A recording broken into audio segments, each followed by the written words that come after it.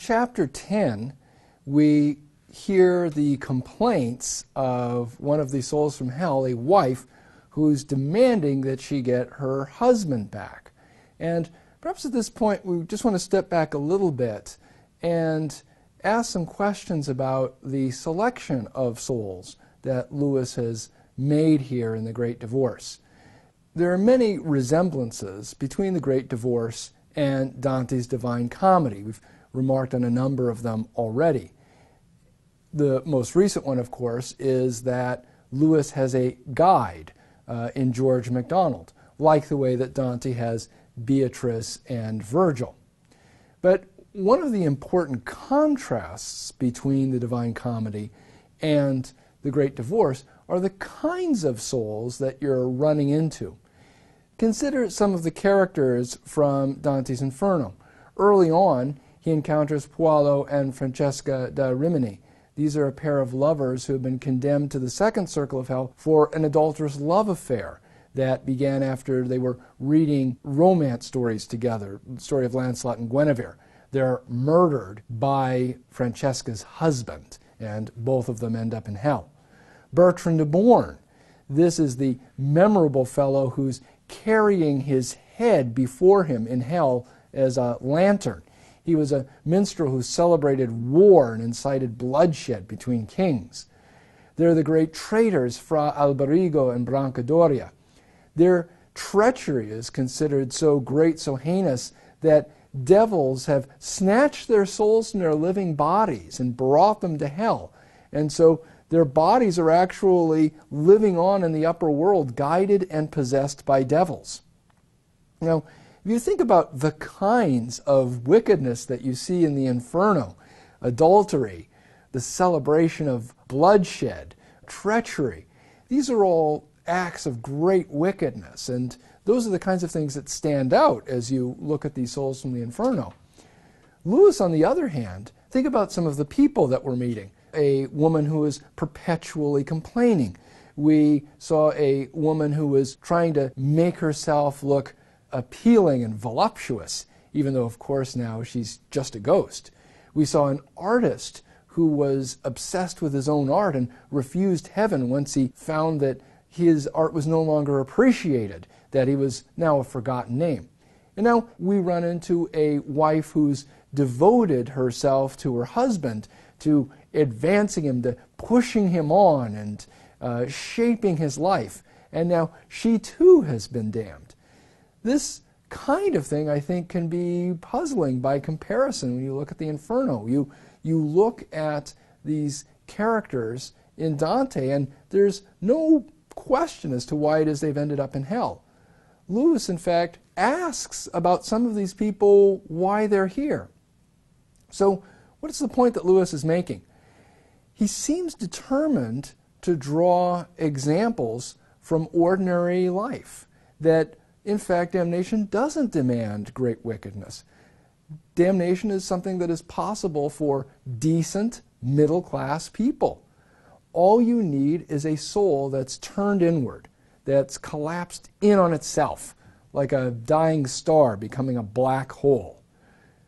This is particularly evident in this wife that talks about how selflessly she worked to advance her husband, to push his career, to get him better friends, to get a better house, to lead a better life. What she has is a selflessness that in fact is a thinly disguised selfishness. And what she has done is in fact make life on earth a kind of living hell for her husband. In the Screwtape Letters, Lewis talks about how it is that unselfishness is something that's probably not the best way of thinking about what used to be described as charity, that is, love of God, love of neighbor. When you think about it entirely in terms of unselfishness, you can turn it into, in fact, something competitive, that I'm going to be more unselfish than this other person. It becomes selfish. A further point that he makes there is that men tend to think that they are being selfless when they're not giving trouble to others, whereas women think that they're being selfless when they take trouble for others. Both of these ways of being selfless are good in their own way, but obviously you can have a man who simply doesn't trouble himself at all and prides himself on his selflessness. Obviously that would be a distorted sense of selflessness. And likewise, you can have a woman who troubles herself no end for others and thinks that she's doing something very generous. Well, that's what's at work here with this wife, that her selfish agenda has been carried out all with this appearance of selflessness. But plainly she's in hell because there's some kind of culpability. She has some way of knowing that in fact what it is that she's doing is really for her own good and not for her husband's.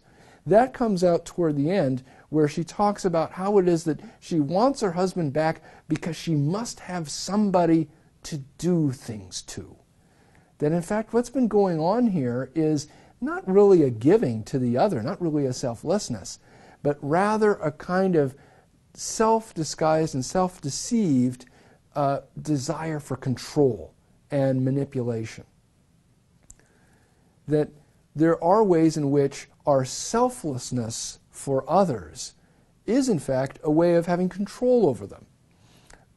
In Lewis's Four Loves, he gives the example of a woman who he labels Mrs. Fidget, that she's just recently died and her family, whatever grieving they may be going through, they look a lot better because this was someone who was perpetually putting herself out from her family in a way that really allowed her to control them. There can be all sorts of ways in which giving love really is a kind of need love, that a love that looks like it's for the sake of others is really satisfying some kind of inner need that you have and really ends up being more self-centered than self-giving. Most of us do not have the opportunity to become dictators or corrupt politicians. We don't really have the opportunity for spectacular wickedness. But all of us have the opportunities for the kinds of petty tyranny that Lewis addresses and the kind of example that you see here with this unhappy wife. In the next chapter, we'll look at Lewis's treatment of disordered loves and how easily loves that are disordered can be ordered in a way which allows them to be open to God.